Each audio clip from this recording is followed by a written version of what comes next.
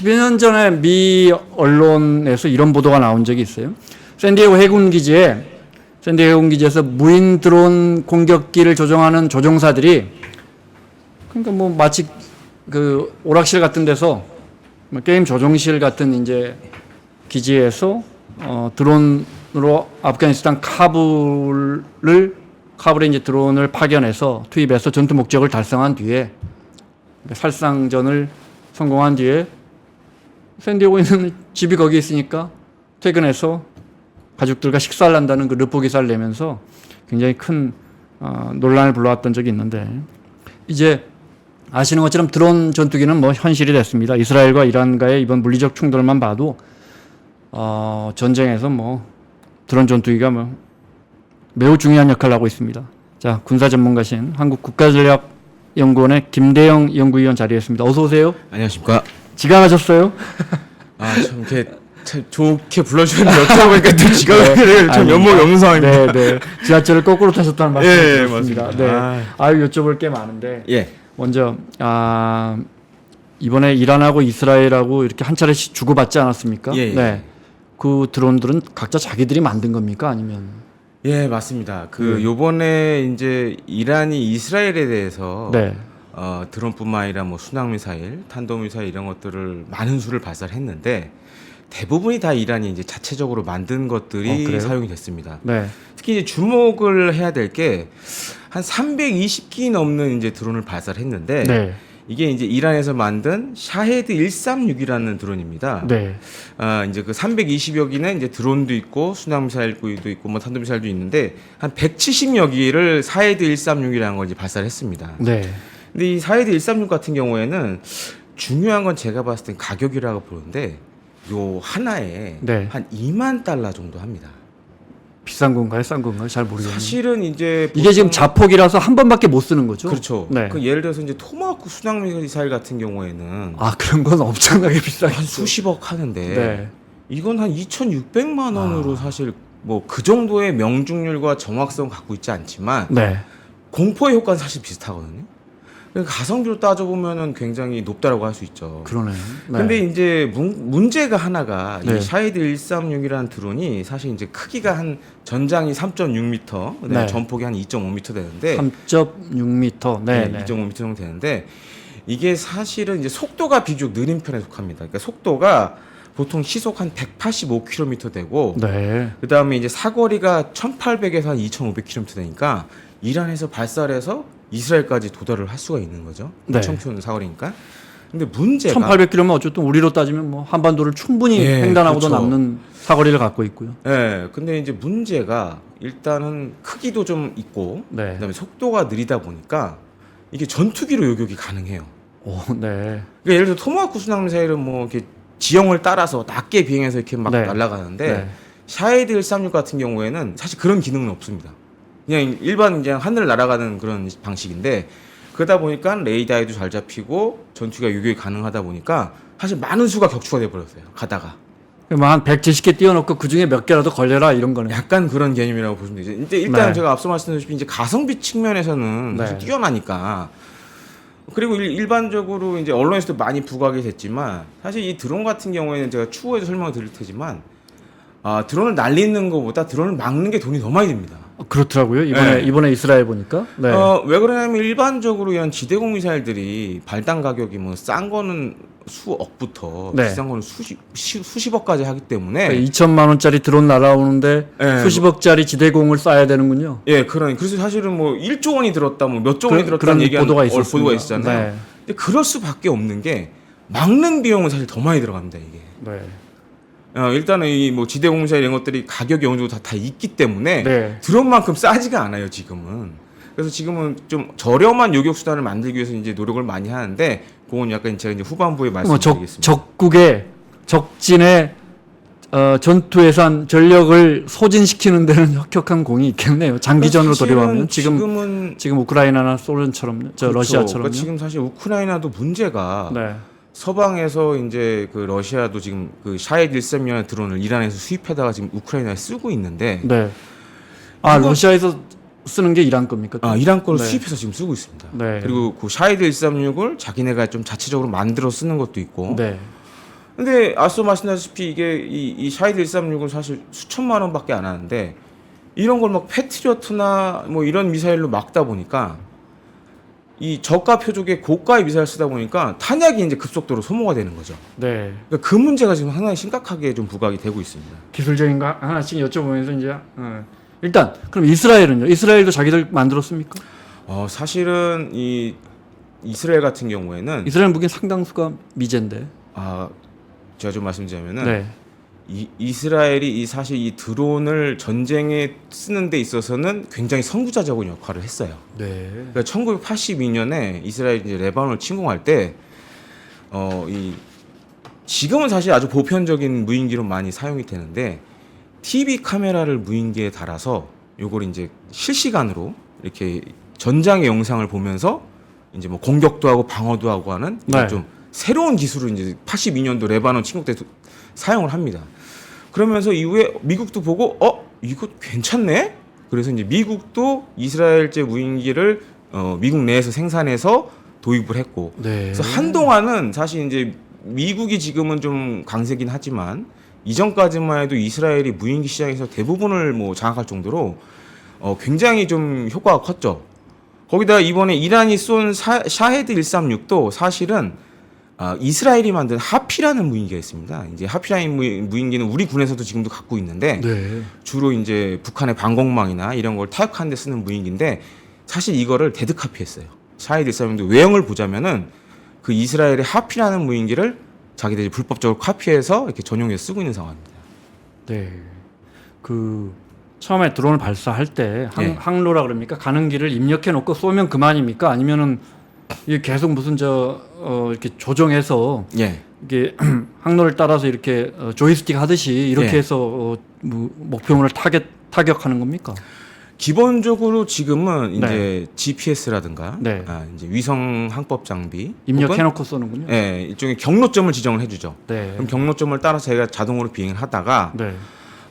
경우에 따라서는 이제 조작하는 조작사가 개입을 하기도 하고 예를 들어 영상 촬영을 해야 한다거나 이럴 때는 네. 예, 또 옆에 그거를 또 전문적으로 조작하는 사람들도 있고 최근에는 사실 이제 무장을 장착한 드론들이 많다 보니까 정찰뿐만 아니라 공격도 같이 해야 되거든요. 그러면은 이 조작사가 한 2명 정도 있게 됩니다.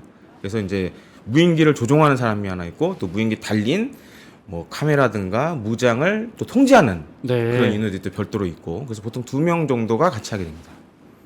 보시면 이스라엘이 쓴 드론 전투기와 네. 이란이 쓴 드론 전투기의 어떤 재원을 보시면 예. 어디 기술이 더 앞선다 할 수 있어요. 아무래도 이스라엘입니까? 아직은 이스라엘이 네. 그러니까 이스라엘은 지금 어떻게 보면 이제 무인기 분야에 있어서는 미국, 중국하고 한 이제 이스라엘 세 나라 정도가 거의 네. 탑3로 꼽는데 그 안에 이제 속해 있는 그룹에 있는 나라고 이란은 아직은 이제 어떻게 보면 이제 미국 거라든가 이스라엘 걸 뺏겨서 만든 것들이 굉장히 많거든요. 그렇기 때문에 아직 기술적으로 그렇게 높다라고 하지는 못할 것 같은데 네. 일단은 이란은 이제 뭘 만들면 인건비가 적게 들기 때문에 가성비 측면에서 굉장히 좀 유리하다는 면이 있죠. 네. 미국, 중국 그리고 이스라엘이 있는데 그 네. 드론 전투기의 어떤 기술력이 뛰어난 나라 중에 공교롭게 이번에 이란도 있고 이란과 이스라엘이 드론으로 맞붙게 되는 그런 상황이네요. 그렇게 됐죠. 네. 이스라엘도 사실 이란의 이런 드론이나 미사일 공격에 대응해서 네. 사실 소극적으로 좀 대응을 하긴 했잖아요. 그래서 네. 뭐 탄도 뭐 짜고 쳤다는 분석도 그래서 저는 사실 많이 나오는데요. 약속 대련 아니냐 이거라는 네. 좀 의심을 많이 갖고 있는데 아직은 그래도 이스라엘이 중동에서는 무인기 쪽에서는 좀 강자라고 할 수 있겠습니다. 아까 앞서 미국도 말씀하셨잖아요. 그러면 네. 우크라이나군이 사용하는 드론 전투기는 미국 겁니까? 우크라이나 같은 경우에는 네. 사실 뭐 미국제도 있고 특히 이제 그 나토 회원국들이 지원하는 무인기들도 있고 네. 그러니까 이렇게 보시면 되겠어요. 이제 기성품 무인기를 받아 쓰는 경우도 있고 하나는 또 이게 최근에 우크라이나의 추세긴 한데 DIY 무인기 그래서 네. 자기네들이 직접 만드는 거 네. 소량이더라도 자기네들이 직접 무인기를 만들어서 사용을 하는 경우가 더 많아졌거든요. 그럼 뭐 드론에다가 탄두만 이렇게 붙여서 예, 그러니까 뭐 사실은 우크라이나 초반에 이제 주목을 받았던 거는 네. 이제 중국산 DJI 드론을 가지고 DJI. 예. 우리가 쓰는 그 DJI 예. 말씀하시는 거예요? 저희 사무실에서도 그거 쓰는데 그거 그 100만 그러니까 원인데. 전 깜짝 놀란 근데 게 그건 아주 작은데요. 그러니까 이 뭐 좀- DJI 드론이 네. 지금 사실 전장을 완전히 바꿔놨습니다. 그러니까 지금 많은 분들이 저한테 질문하신 게 그거예요. 네. 우크라이나전은 도대체 언제 끝날 것 같습니까? 얘기를 많이 하시잖아요. 근데 지금 이 우크라이나전이 못 끝나는 이유 중에 하나가 바로 이 DJI 드론 때문에 그렇습니다. 그러니까 예를 들어서 아주 간단히 설명드리자면 큰 전투를 벌여야 누군가 이제 승자가 될 수 있는데 이 큰 전투를 벌려면 병력이 어딘가에 모여야 되고 전차라든가 장갑차가 여기 모여야 되지 않습니까? 근데 이 드론이 활개치다 보니까 모일만 하면 모이는 장소마다 다 공격을 하는 거예요. 네. 러시아, 우크라이나 할 거 없이. 네. 그러다 보니까 지금 우크라이나를 잘 보시면 굉장히 소규모 전투밖에 안 일어나요. 대규모 전투가 일어날 수가 없는 상황이 되어버렸어요. 거기다가 또 한 가지가 뭐 이제 그런 방산 관련 뉴스 많이 보시면 아시겠지만 155mm 포탄이 지금 우크라이나 때문에 세계적으로 전 세계적으로 고갈 상황입니다. 네. 근데 그 이유 중에 하나가 드론 때문이에요. 그러니까 옛날에는 포를 쏘면 여러 번 이렇게 보면서 이제 수정을 해줘야 되기 때문에 여러 번 쏴야 됐는데 지금은 드론이 계속 목표물을 보고 있기 때문에 한두 발만 딱 쏘면 정확하게 목표물에 들어가요.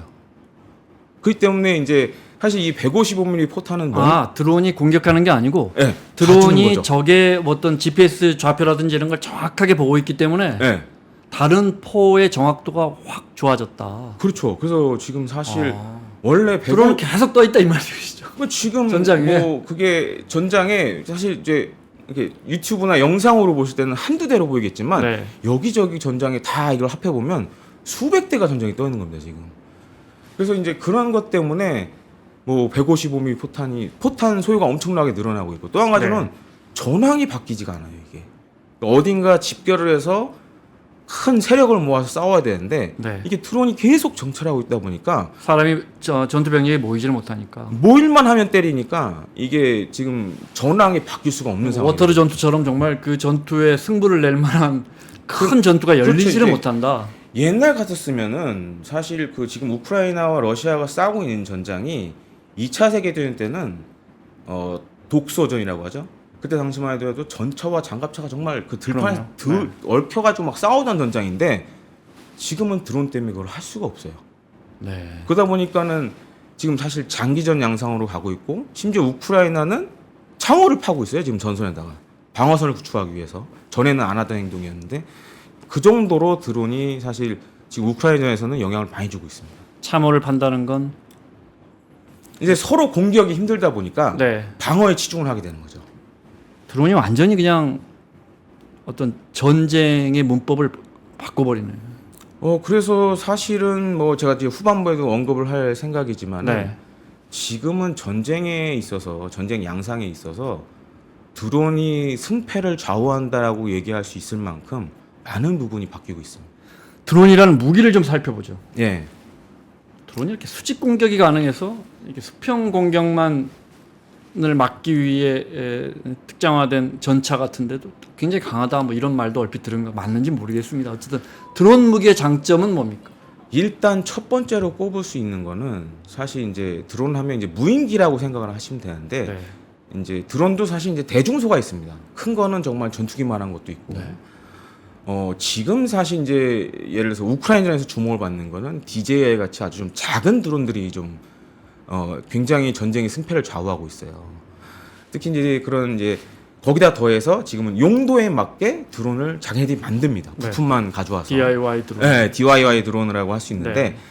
그러니까 사실 이제 전차 같은 경우 예를 들어서 우리나라가 지금 이제 폴란드에 수출한 K2 전차 같은 경우에 한 150억 정도 해요. 네. 근데 그런 전차가 이 드론에 달린 수류탄 하나가 이 문 열려져 있는 틈새어 들어 전차 내부로 들어가서 빵 터져서 전차를 폭파시켜 버리거든요. 네. 그러면은 DJI 드론이 뭐 사실 뭐 좋은 거는 뭐 몇 천만 원도 하지만 사실 뭐 수백만 원 단위면 살 수 있는 거 아니에요. 그다음에 거기에 이제 수류탄도 사실 뭐 몇십만 원 정도밖에 안 합니다. 비싸봤자. 네. 그러다 보니까는 150억짜리 전차가 그야말로 수백만 원짜리 드론에 의해서 무력화되는 상황이 생기는 거예요, 지금. 그래서 오늘 제가 오다가 늦으면서 이렇게 봤는데 네. 이 이제 민간 단체 중에 이 러우전 관련돼서 러시아 전차 파괴된 그 개수를 집계하는 그런 오릭스라는 단체가 있습니다. 네. 근데 오늘 결과가 나온 걸 보니까 우크라이나전에서 한 3,000대 러시아 전차가 파괴했다고 그러더라고요. 근데 이 단체는 특징이 뭐냐면 이 파괴된 러시아 전차의 사진을 다 올려놓습니다. 그래서 정확도가 굉장히 높아요. 네. 그래서 이제 3,000대가 파괴됐는데 제 짐작에는 한 그 중에 절반은 이 드론에 의해 파괴된 게 아닌가라고 지금 보고 있습니다. 그 정도- 우크라이나도 마찬가지 아닙니까? 물론 감- 이제 뭐 전차에 대한 전투력은 러시아가 훨씬 세겠지만 사실은 똑같이 크게 차이는 없는데 차이는 없습니까? 러시아도 똑같이 드론 이용해서 공격하잖아요. 근데 러시아가 좀 이번 전쟁에서 실수를 한 게 전쟁 초반에 드론의 중요성을 잘 몰랐어요. 네. 그래서 우크라이나에게 드론에 당한 다음에 지난해부터 굉장히 러시아도 지금 드론에 투자를 많이 하고 있습니다. 그래서 뭐 중국에서 똑같이 이제 DJI 드론 사다 쓰기도 하고 아니면 자기들이 DIY로 만들어서 실제 드론을 투입시키는 경우도 많고 그다음에 이제 이란에서 샤히드 136 같은 드론을 들여오기도 하고 네. 그런 식으로 하고 있는데 그래서 지금 이제 새로 나오는 전차들은 옵션으로 이 드론을 잡을 수 있는 뭐 무인 기관총이라든가 아니면은 이제 드론을 교란시킬 수 있는 그런 대드론 장비들을 전차에 이제 장착을 하기 시작합니다. 네. 그래서 이제 향후에는 전차나 장갑차가 생존하기 위해서는 이 대드론 장비를 이제는 반드시 갖춰야 되는 상황이 오고 말았죠. 앞서 그 말씀하셨잖아요. 드론이 가서 이렇게 딱 조종해 놓으면 가서 딱 때리는 기능만 있는 게 아니고 네. 드론 멈출 수 있잖아요. 그렇죠. 딱 보고 있다가 카메라 하나 달면 이제 전송이 될 거고 네. 보고 있으니까 근데 요인을 암살한다. 과거에 이란 뭐 누구 사령관 네. 뭐 이건 다 이 드론이 하는 거 아닙니까? 네. 그 미국이 했을 때도 마찬가지고. 맞습니다. 그죠? 맞습니다. 네. 기존의 전투기나 이런 건 물론 위성으로 들여다보는 거 있겠지만 예. 그것보다는 훨씬 더 정확할 거고요. 그렇죠. 보고 있다가 뭐 진짜 뭐 몇 시간씩 있다가 그 요인이 문 열고 딱 나오는 순간 때려버릴 수 있는. 예. 근데 사실 이제 미국 같은 경우에는 이렇게 뉴스상으로 보시기에는 뭐 이란에 뭐 이런 뭐 민병대 네. 누구를 제거했다 이런 게 이제 나오는데 사실은 그 미국 같은 경우 특히 이제 미 백악관을 중심으로 뭐 국방성이나 뭐 국가안보국이나 사실은 이제 오바마 행정부 때부터 이 프레데터나 리퍼를 이용한 드론 암살이 많아지면서 어떤 문제가 생기냐면 이게 사실은 우리는 잘 모르지만 이런 암살할 때 다 법리적인 검토를 합니다. 이제 국제법적으로 문제가 생길 가능성이 있기 때문에 실제로 암살하기 직전까지도 이게 법적으로 맞는 거냐 틀리는 거냐 놓고를 가지고 굉장히 토론을 많이 합니다. 심지어 이제 2003년에 한 가지 예로 이제 말씀드리면 2003년에 이라크전 때 이라크전이 발발하기 전에 이제 당시 이제 아들 부시 대통령이죠. 네. 그때 이제 사담 후세인의 은거 어디 숨어 있는지 알고 있었어요. 그래서 이제 네. 스텔스 전투기인 F-117 동원해서 이제 암살하려고 했는데, 근데 이 비행기는 현장에 거의 다 와가는데 백악관에서 어떤 문제가 있었냐면, 야 이게 국제법적으로 그러면은 이렇게 해도 되는 거냐 놓고 논쟁이 굉장히 많이 일어났습니다. 그래서 그게 늦어지면서 폭탄은 떨궜는데 사실 사담 후세인이 다른 곳으로 가서 실패했거든요.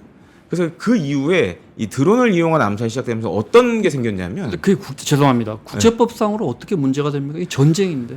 그러니까 이제 그때 2003년 이라크전 때는 어떤 문제가 있었냐면 미국이 개전을 선포하기 전에 사담 후세인을 제거해야 되는 문제가 있었어요. 네. 그때 유럽이 반대 많이 했었거든요. 네. 그래서 이제 그 문제 때문에 굉장히 고민을 많이 했었고, 최근에는 예를 들어서 이제 민간인 구역에서 누군가를 암살했을 경우에는 이건 사실 국제법상으로 문제가 될 수 있는데, 네. 그러다 보니까는 이제 드론에서 무장을 투하하는 지점을 예를 들어서 사람이 없는 곳 이런 곳으로 많이 이제 지점을 많이 그쪽으로 유도를 하게 되죠. 그래서 심지어 그 어떤 영화를 보시면 그런 거에 대해서 이제 막 탁상 공론하고 이런 것들도 이제 나오는 영화들도 있습니다. 이제 플라잉 더 스카이라고 해가지고 뭐 이런 영화를 보시면 네. 나오는 것도 있고, 그래서 사실은 이 드론에 이 누군가를 암살한다 그러면 사실 법적 검토도 다 들어갑니다. 이거는 그것도 좀 참고해 줬으면 합니다. 그러니까 기본적으로 전쟁을 잘 몰라서 근데 개전을 하지 않고 누군가를 암살한다는 것 자체가 이제 윤리적으로는 물론이고 국제법상으로는 문제가 되니까. 예, 그렇습니다. 그러니까 드론으로 기술적으로는 쉽다 하더라도 미국 같은 나라들은 그런 부분에서 오히려 검토를 많이 검토를 하죠. 많이 하겠군요. 그래서 심지어는 사실은 우리 군은 아직 그 개념이 정립이 안 돼 있다 보니까 네. 한미 연합 연습을 하게 되면 미측에서 좀 의아하는 경우도 있습니다. 야 이거 좀 법무 검토 받아야 되는 거 아니야? 뭐 그러니까 가상이지만 북한이 네. 어떤 표적을 타격을 할 때 네. 미국 같은 경우에는 이제 국제법적 검토를 하는데 우리는 약간 이제 우리 영토라는 개념으로 보다 보니까 그런 법적 검토를 안 하는 경우도 사실 있어요. 전투기 조종사는 이러다가 뭐 미국 공군사관할 게 없어지는 거 아니에요? 아니 왜냐하면 조종사 한 명 양성하는데 뭐 수십억 원이 들고 예. 또 그다음에 이제 뭐 비용뿐만 아니고 기본적으로 조종사가 가서 이제 위험에 처하잖아요. 예. 죽을 수 있는 거 아니에요? 예. 근데 이제 드론으로 다 갖다 때리면 그런데 사실은 이제 네. 지금은 드론이 사실 이 유인 전투기 역할을 대체하는 데는 사실 좀 문제가 많습니다. 왜냐하면 첫 번째로 한 가지 문제가 네. 뭐냐면 이 상황 인식 능력이 이 무인기와 유인기 같은 경우는 유인기가 오히려 상황 인식 능력이 더 뛰어납니다. 왜냐하면 사람이 실제 조종을 하기 때문에 그거야 예. 그러겠죠. 그리고 이제 무인기 조종사들 같은 경우에는 굉장히 제한된 모니터로 상황을 볼 수밖에 없거든요. 그러다 보니까는 이 TV 화면 속에 있는 걸 보는 걸 가지고 모든 걸 판단해야 돼요. 하지만 이제 실제 무인기가 떠 있는 곳은 환경적인 변수가 또 있거든요. 뭐 날씨의 문제라든가 이런 것들이 있기 네. 때문에 그런 변수가 있을 때는 사실 대처하는데 좀 시간이 걸리죠.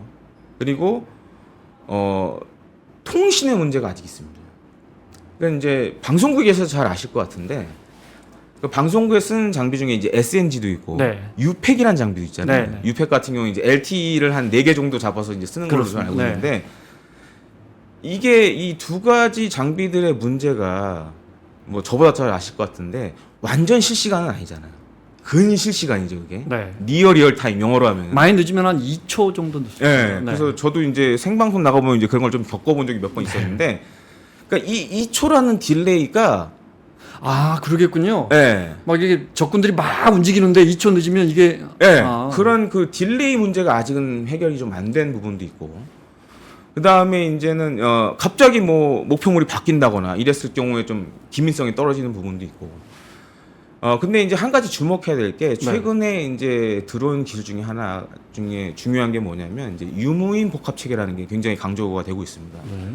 그러니까 유무인 복합 체계가 뭐냐면은 그러니까 유인 전투기가 있으면 앞에 이제 무인 전투기가 한 뭐 2대든 4대든 전방에 나가서 이게 먼저 적진으로 침투를 하는 거예요. 그래서 이제 적 상황을 쫙 보고 혹은 요거를 때려야겠다. 그러면 무인기가 가서 직접 공격을 한다거나 이러는 방식으로 이제 하는 유무인 복합 체계라는 게 굉장히 이제 미래 기술로 주목을 받고 있는데 네. 최근에 언론을 통해서 그거 많이 보셨을 거예요. 뭐 AI 전투기 등장한다 뭐 이런 얘기 많이 들으셨을 것 같은데 이제 미공군 같은 경우에는 지금 쓰고 있는 뭐 스텔스 전투기 5세대 전투기라던가 뭐 6세대 차원화 6세대 전투기에 네. 이 유무인 복합을 이제 적극 적용할 예정입니다. 근데 이제 이렇게 하다 보면 어떤 문제가 있냐면은 조종사가 지금 같은 경우에도 이제 무인기를 조작하는 조종사가 따로 있잖아요. 네.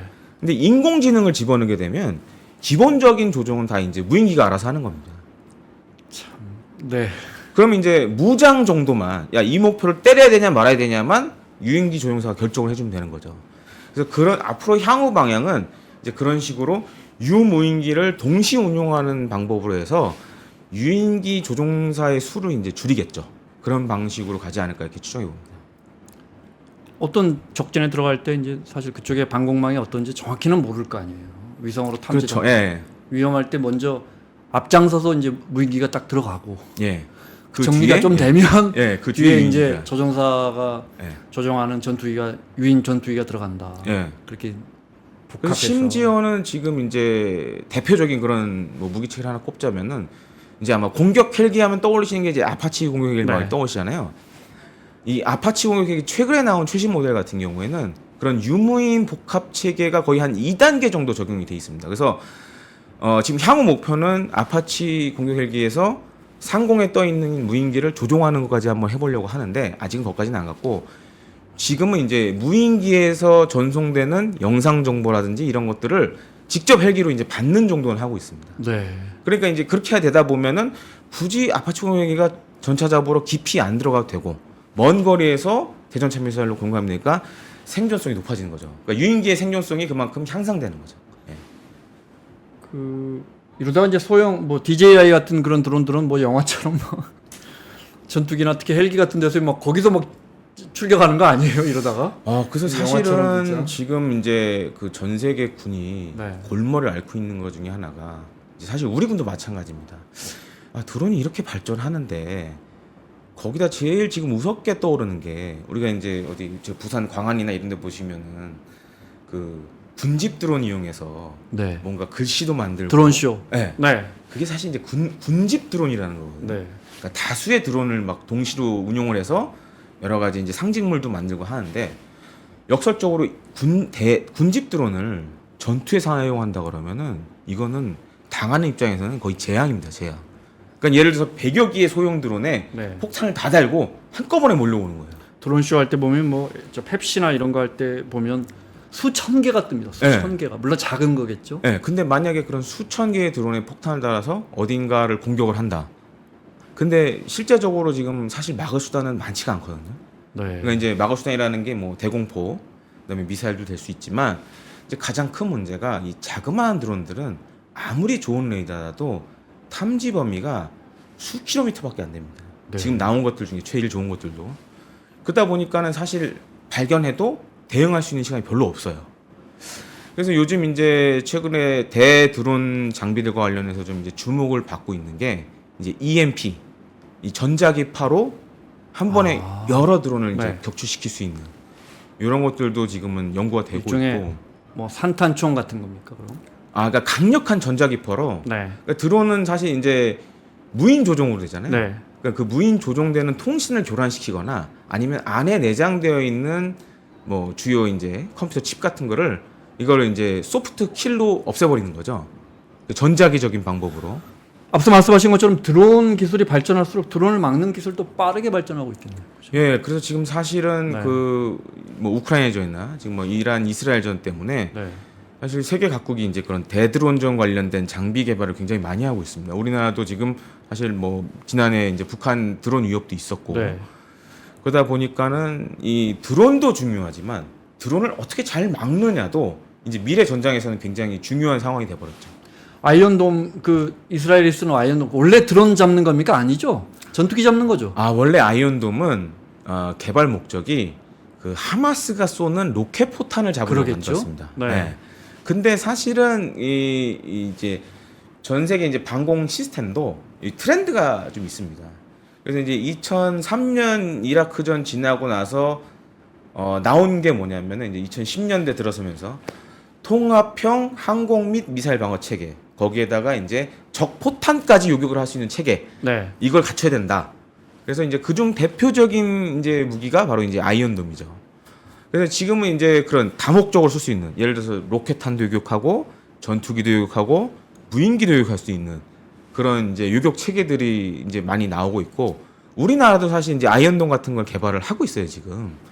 그래서 한국형 뭐 그런 뭐 장사정포 요격 체계로 지금 개발을 하고 있는데 네. 사실 그 성능은 아이언돔이랑 좀 비슷합니다. 다만 이제 좀 위력이라든가 사거리라든가 좀 늘어나고 있는데 그런 부분에서 이제 아이언돔 같은 무기가 사실은 지금은 어떻게 보면 이제 전 세계 방공 그런 체계의 표준이 돼가고 있죠. 위원님 저 밝히지 말라고 하셨으니까 근데 위원님은 저 우리나라에서 대표적으로 무기를 만드는 연구하는 기관에 일하시다가 왔습니다. 그 기본적으로 그런데 드론이 정말 소형화돼서 진짜 한 50cm 정도 되는 드론들이 한 500대, 1000대가 이렇게 온다. 예. 근데 지대공으로 그 100% 요격한다는 건 정말 어렵겠네요. 그래서 사실은 이제 제가 앞서도 이제 대드론 요격 수단들 몇 개 말씀드렸는데 네. 이제 물리적 수단으로는 사실 이제 미사일도 있고 대공포 같은 경우에도 지금 이제 독일의 라인메탈사가 만드는 기관포 중에 그 특수한 좀 탄이 있습니다. 그 아헤드 탄이라고 그러는데 이제 우리나라 말로 하면 이제 전방 산개 탄이라고 그러는데 이 30mm 포탄 앞에다가 포탄 안에 텅스텐 탄자를 이렇게 내장을 하고 있어요. 네. 그래서 드론이 만약에 있다 그러면 그 근처에 가서 터지면서 텅스텐 탄자가 아까 말씀드린 산탄총처럼 네, 네. 확 펼쳐지는 겁니다. 그래서 예를 들어 대량의 드론 같은 경우에는 그런 기관 포탄을 이용해서 제거를 할 수도 있고 사실 이제 레이저를 많이 언급하시는데 레이저는 사실 많은 수의 드론을 요격하는 데는 사실 부적합합니다. 그래서 지금은 전자기적인 방법은 뭐 EMP를 사용한다던가 네. 아니면은 뭐 아이언돔 같은 미사일 아니면 제가 방금 말씀드렸던 뭐 아이드 탄과 같은 그런 특수 탄약들 뭐 이런 것들이 사실 군집 드론에는 좀 더 효과적이라고 할 수 있겠습니다. 미국이 개발 중이라는 무슨 발키리 그건 뭡니까? 이제 미국 같은 경우에는 네. 어떤 걸 개발 중에 있냐면 드론으로 드론을 교육하는 그런 약간 이제 드론이라고 하기도 할 수 있고 어쩌면 미사일이라고 할 수 있는데 드론과 비슷한 걸 만들어서 거기에 이제 폭탄을 달아서 폭발력으로 이제 드론을 제거하는 그런 것들도 이제 개발을 하고 있습니다. 기본적으로 드론 프로펠러 추진으로 배터리로 가는 원칙이겠죠. 뭐 거기에 엔진이 들어있지는 않을 거고요.